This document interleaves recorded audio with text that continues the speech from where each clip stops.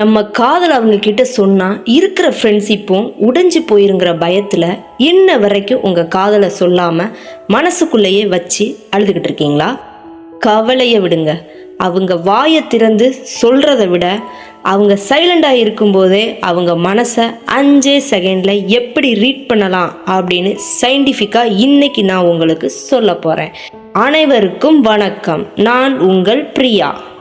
இன்னைக்கு வீடியோவில் நம்ம பார்க்க போகிறது உங்கள் மனசுக்கு ரொம்ப பிடிச்ச நீங்கள் ஒன் சைட் லவ் பண்ணிக்கிட்டு இருக்கிற அந்த நபர் அவங்களோட மனசில் உங்களை பற்றின எண்ணங்கள் இருக்கா இல்லையா? சைக்காலஜி படி அவங்களுக்கே தெரியாமல் அவங்க மனசில் ஒட்டிக்கிட்டு இருக்கிற அந்த ரகசிய உணர்வுகளை எப்படி கண்டுபிடிக்கலாம் அப்படிங்கிறத பற்றி தான் இன்னைக்கு இந்த வீடியோவில் நம்ம ரொம்ப ஆழமாக பேச போகிறோம். இந்த வீடியோ முடிகிறதுக்குள்ள உங்கள் மனசில் இருக்கிற குழப்பங்களுக்கு ஒரு தெளிவான ஆன்சர் கண்டிப்பாக கிடைச்சிரும். நான் சொல்ல போகிற இந்த அறிகுறியில் உங்களுக்கு எத்தனை அறிகுறிகள் மேட்ச் ஆகுது அப்படிங்கிறத மறக்காமல் எனக்கு கீழே கமெண்ட் பாக்ஸில் சொல்லிடுங்க. 5 அறிகுறிகள் மேட்ச் ஆனால் உங்கள் லவ் ரொம்ப ஸ்ட்ராங்காக பில்ட் ஆயிருச்சு அப்படின்னு அர்த்தம். 3 அறிகுறிகள் மேட்ச் ஆனால் அவங்க மனசில் உங்களுக்கான அந்த சோல் கனெக்ஷன் உருவாக ஆரம்பிச்சிருச்சுன்னு அர்த்தம். நம்ம வீடியோக்குள்ளே போகிறதுக்கு முன்னாடி நம்ம சேனலுக்கு நீங்கள் புதுசாக வந்திருக்கீங்கன்னா சப்ஸ்கிரைப் பண்ணி அந்த பெல் ஐக்கானையும் கிளிக் பண்ணி வச்சுக்கோங்க. நம்ம வீடியோவில் உங்கள் கப்பல்ஸ் நேமை ஷோ பண்ணணும்னு நினச்சிங்கன்னா கீழே உள்ள கமெண்ட் பாக்ஸில் நேமை சொல்லுங்கள். நெக்ஸ்ட் வீடியோவில் நான் உங்கள் கப்பல்ஸ் நேமை ஷோ பண்ணுறேன். சரி, வாங்க இப்போ இன்னைக்கான வீடியோக்குள்ளே போகலாம். முதல் விஷயம் என்னன்னா பார்வை. நீங்கள் ஒரு பெரிய க்ரௌடில் இருப்பீங்க, நிறைய ஃப்ரெண்ட்ஸு சுற்றி இருப்பாங்க. ஆனால் அவங்களோட கண்கள் மற்ற யாரையும் பார்க்காம உங்களை மட்டும்தான் தேட ஆரம்பிக்கும். பொதுவாகவே நமக்கு மனசுக்கு ஒருத்தங்களை ரொம்ப பிடிச்சிருக்கு அப்படின்னா அவங்களுக்கே தெரியாமல் அவங்களோட அன்கான்சியஸ் மைண்டு அவங்கள மட்டும்தான் நோட்டமிடும். நீங்கள் திடீர்னு அவங்கள பார்த்தா சடனாக முகத்தை திருப்புவாங்க, இல்லைன்னா கண்ணை திருப்ப ஆரம்பிப்பாங்க. அப்படியே இல்லைன்னா அவங்க உங்களை தான் பார்க்குறாங்கன்னு உங்களுக்கு தெரியப்படுத்திட்டு சின்னதாக ஒரு ஸ்மைல் பண்ணுவாங்க. அது கேர்சுவலாக இருக்காது, ஏன்னா அவங்க கண்ணில் உங்கள் மேலே இருக்கிற அந்த ஈர்ப்பு அப்படியே தெரியும். உங்கள் 2 பேருக்குள்ளேயும் அந்த சோல் கனெக்ஷன் இருக்கிறதுனால தான் அந்த பார்வை கரெக்டாக உங்களை வந்து சேருது. செகண்ட் விஷயம் என்னென்னா மெமரி பவர். ஜஸ்ட்டு ஃப்ரெண்ட்ஸாக இருக்கிறவங்க நம்மளை பற்றின சின்ன சின்ன விஷயங்களை அவ்வளவு சீக்கிரம் ஞாபகம் வச்சுக்க மாட்டாங்க. ஆனால் அவங்க உங்ககிட்ட பேசுகிறப்போ நீங்கள் எப்போவும் சாதாரணமாக சொன்ன விஷயங்களை கூட மைண்டில் நல்லா ரிஜிஸ்டர் பண்ணி வச்சுருப்பாங்க. ஃபார் எக்ஸாம்பிள், உனக்கு பிளாக் கலர் டிஷர்ட் ரொம்ப நல்லாயிருக்கு, இல்லைனா நீ காஃபி குடிக்க மாட்டல, டீ தானே குடிப்ப. இந்த மாதிரி நீங்களே மறந்த சின்ன சின்ன விஷயங்களை அவங்க ஞாபகம் வச்சுருக்கும்போது நீங்கள் நல்லா புரிஞ்சுக்கலாம் அவங்க மைண்டில் முழுக்க நீங்கள் மட்டும்தான் ஆக்கிரமிச்சு இருக்கீங்கன்னு அர்த்தம். நமக்கு ஒருத்தவங்களை பிடிச்சிருந்தா மட்டும்தான் அவங்கள பற்றின சின்ன சின்ன விஷயத்தையும் நம்ம மூளை ஆழமாக சேமித்து வைக்கும். தேர்டு வந்து பார்த்திங்கன்னா டைம் ப்ரையாரிட்டி கொடுப்பாங்க. அவங்க எவ்வளவு தான் பிஸியாக இருந்தாலுமே உங்களுக்காக கண்டிப்பாக டைம் ஒதுக்குவாங்க. ஒருவேளை ரொம்ப முக்கியமான ஒர்க்கில் இருந்துட்டு லேட்டாக ரிப்ளை பண்ணால் கூட தேவையில்லாமல் எக்ஸ்கியூஸ் சொல்லாமல், சரிப்பா ரொம்ப பிஸியாக இருந்தேன், தப்பாக நினச்சிக்காத அப்படின்னு ரொம்ப பாசமாக விளக்கம் கொடுப்பாங்க. உங்கள் கூட டைம் ஸ்பெண்ட் பண்ண அவங்க ரொம்ப அதிகமாக ட்ரை பண்ணுவாங்க. தேவையில்லாமல் லேட் ரிப்ளை பண்ணி உங்களை காக்க வைக்க அவங்களுக்கு மனசே வராது. ஏன்னா அவங்களோட ப்ரையாரிட்டி லிஸ்ட்டில் ஃபஸ்ட்டு இடத்துல நீங்கள் தான் இருக்கீங்க.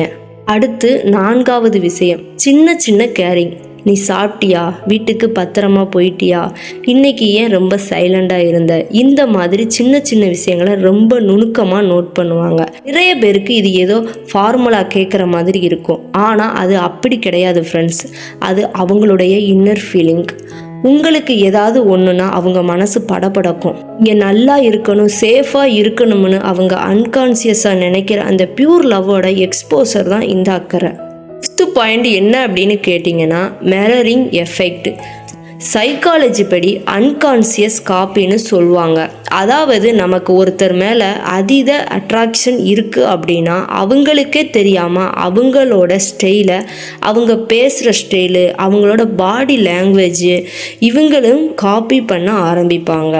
நீங்கள் ஒரு விஷயத்தை எப்படி பண்ணுறீங்களோ அதே மெனரிசத்தை அவங்களும் பண்ணுவாங்க. இது அவங்க வேணும்னு பண்ணுறது கிடையாது. அவங்களுடைய எண்ண அலைகள் உங்கள் கூட அப்படியே மேட்ச் ஆகிறதுனால அவங்க உங்களோட நகலாக மாற ஆரம்பிக்கிறாங்க.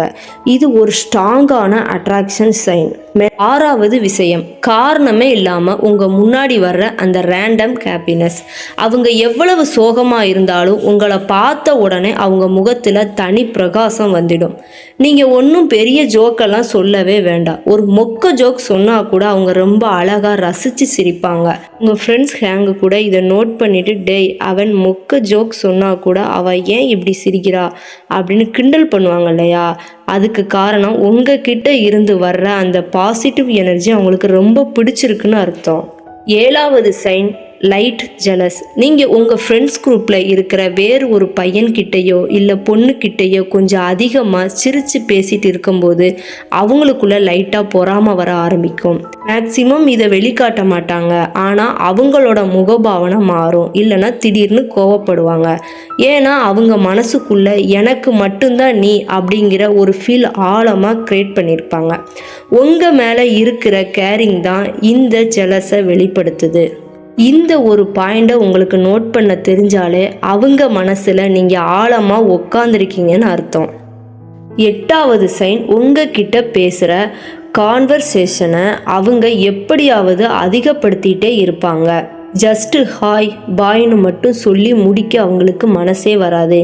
நீங்கள் ஓகே பாய் அப்படின்னு சொன்னால் கூட அடுத்து ஏதோ ஒரு டாப்பிக்கை அவங்களே இழுத்து ஒரு கான்வர்சேஷனை இன்க்ரீஸ் பண்ணுவாங்க. உங்ககிட்ட குறைஞ்சது ஒரு 5 நிமிஷமாவது எக்ஸ்ட்ரா பேசணும்னு ட்ரை பண்ணுவாங்க. ஏன்னா அவங்களுக்கு உங்கள் கூட பேசுகிற அந்த தருணம் தரும் நிம்மதி மற்றவங்க கிட்ட கிடைக்காது. 9வது விஷயம், அவங்க உங்களை முழுக்க நோட்டீஸ் பண்ண ஆரம்பிப்பாங்க. நீங்கள் ட்ரெஸ்ஸு டிஃப்ரெண்ட்டாக சேஞ்ச் பண்ணாலோ இல்லை ஹேர் ஸ்டைல் மாற்றினாலோ ஃபஸ்ட்டு ஆளாக அவங்க தான் அதை கவனிப்பாங்க. மற்றவங்க யாரும் கண்டுக்கலைனா கூட அவங்க உங்ககிட்ட வந்து இன்னைக்கு இந்த ட்ரெஸ் நல்லா இருக்கே, இல்லை இந்த சேஞ்ச் உனக்கு சூப்பராக இருக்குன்னு ஸ்பெசிஃபிக்காக சொல்லுவாங்க. ஏன்னா அவங்களுடைய முழு கவனமும் பார்வையும் எப்போவுமே உங்கள் மேலே மட்டும்தான் இருக்கும். 10வது மற்றும் இறுதி அறிகுறி என்னன்னு கேட்டிங்கன்னா, மற்றவங்க கிட்ட அவங்க பேசுகிற மாதிரி இல்லாமல் உங்ககிட்ட பேசும்போது மட்டும் கொஞ்சம் டிஃப்ரெண்ட்டாக பிஹேவ் பண்ணுவாங்க. வெளியே எல்லார்கிட்டையும் ரொம்ப ஃபோல்டாக கெத்தாக ஈகோவோடு இருக்கிற பர்சனாக கூட இருக்கலாம். ஆனால் உங்ககிட்ட பேசும்போது மட்டும் அவங்கக்கிட்ட ஒரு சாஃப்ட் டோன் இருக்கும். உங்களுக்கு அட்டென்ஷன் அதிகமாக கொடுப்பாங்க. நீங்கள் அவங்களுக்கு ஜஸ்ட்டு ஃப்ரெண்டு மட்டும் கிடையாது, அதுக்கும் மேலே ஒரு ஸ்பெஷல் பர்சன் லெவலுக்கு அவங்க உங்களை வச்சுருக்காங்க. ஸோ ஃப்ரெண்ட்ஸ், இப்போ நான் சொன்ன இந்த அறிகுறிகள் உங்களுக்கு எத்தனை மேட்ச் ஆகுதுன்னு கனெக்ட் பண்ணிக்கோங்க. இதில் 3 அல்லது 4 மேட்ச் ஆனாவே கண்டிப்பாக நீங்கள் நம்பிக்கையோடு இருக்கலாம். அதுவே 5க்கு மேலே இருந்துச்சுன்னா லேட் பண்ணாதீங்க. அவங்க மனசு ஆல்ரெடி உங்ககிட்ட காதலை சொல்லிருச்சுன்னு புரிஞ்சுக்கிட்டு நீங்கள் அடுத்த கட்டத்தை நோக்கி யோசிக்காமல் ஆரம்பிக்கலாம். எந்த விஷயத்திலையும் இன்ஸ்டண்ட்டாக ரிசல்ட்டுக்கு ஆசைப்படாதீங்க. ஏன்னா உண்மையான சோல் கனெக்ஷன் ஒர்க் அவுட் ஆக கொஞ்சம் டைம் எடுக்கும். ஓகே ஃப்ரெண்ட்ஸ், இந்த வீடியோ பிடிச்சிருந்தா லைக் பண்ணிக்கோங்க, உங்கள் ஃப்ரெண்ட்ஸோட ஷேர் பண்ணிக்கோங்க. இது போன்ற வீடியோ நீங்கள் மேலும் பார்க்கணுன்னு நினச்சிங்கன்னா நம்ம சேனலை மறக்காமல் சப்ஸ்கிரைப் பண்ணிக்கோங்க. ஓகே ஃப்ரெண்ட்ஸ், நெக்ஸ்ட் வீடியோவில் நான் உங்களை சந்திக்கும் வரை நன்றி, வணக்கம்.